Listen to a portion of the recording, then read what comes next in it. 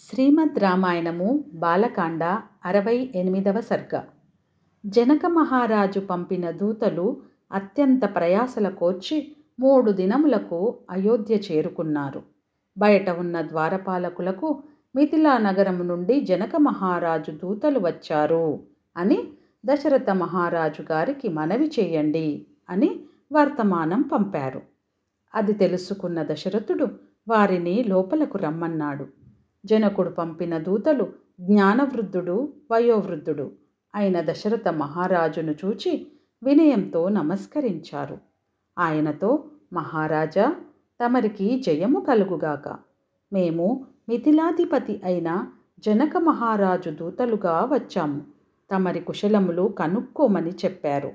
తమరి కుమారులు రామలక్ష్మణులు విశ్వామిత్రుల వారి సంరక్షణలో సురక్షితముగా ఉన్నారని చెప్పమన్నారు. విశ్వామిత్రుల వారి అనుమతితో ఈ మాటలు వారి మాటలుగా చెప్పమన్నారు. నేను నా కుమార్తె సీతను వీరత్వమునే శుల్కముగా నిర్ణయించి వివాహం జరిపిస్తాను అని ప్రతిజ్ఞ చేసిన విషయం తమరికి తెలుసు. కానీ నా కుమార్తెను వరించి వచ్చిన వారందరూ పరాజితులై పారిపోయారు.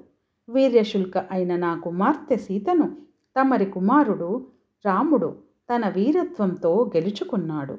రాముడు అవలీలగా ఆ ధనుస్సును ఎక్కుపెట్టి మధ్యకు విరిచి లోకానికి తన పరాక్రమము చాటాడు. వీర్యశుల్క అయిన సీతను నా ప్రతిజ్ఞ ప్రకారము తమరి కుమారుడు రామునికిచ్చి వివాహము చేయుటకు నాకు అనుజ్ఞ ఇవ్వవలసినదిగా ప్రార్థించుచున్నాను. తమరి బంధువులు, మిత్రులు, పురోహితుల సమేతంగా మిథిలకు విచ్చేయవలసినదిగా కోరుచున్నాను. వివాహ మహోత్సవమును జరిపించవలసినదిగా ప్రార్థిస్తున్నాను అని జనక మహారాజు చెప్పమన్నారు అని దశరథునికి సవినయంగా మనవి చేశారు. తన కుమారుని వివాహమని తెలిసి దశరథుడు ఎంతో సంతోషించాడు. వశిష్ఠుని, పురోహితులను పిలిపించాడు. వారితో రామలక్ష్మణులు విశ్వామిత్రునితో విదేహపురంలో ఉన్నారని వర్తమానం వచ్చింది. మన రాముని బలపరాక్రమములు చూచి జనకుడు సీతను రామునికిచ్చి వివాహం చేయ సంకల్పించాడట. కాబట్టి మీరు జనకుని గురించి వివరాలు సేకరించండి. అందరికీ ఇష్టమైతే, అతని ఆచార వ్యవహారాలు మీకు నచ్చితే మనము వెంటనే విదేహపురం వెళదాము అని అన్నాడు దశరథుడు. అప్పుడు ఆస్థానంలో ఉన్న పురోహితులు, ఋషులు అందరూ ఏకకంఠంతో తమకు ఇష్టమే అని చెప్పారు.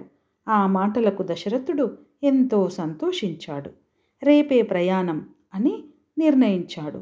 జనక మహారాజు దూతలు ఆ రాత్రికి అతిథులుగా అయోధ్యలోనే ఉన్నారు.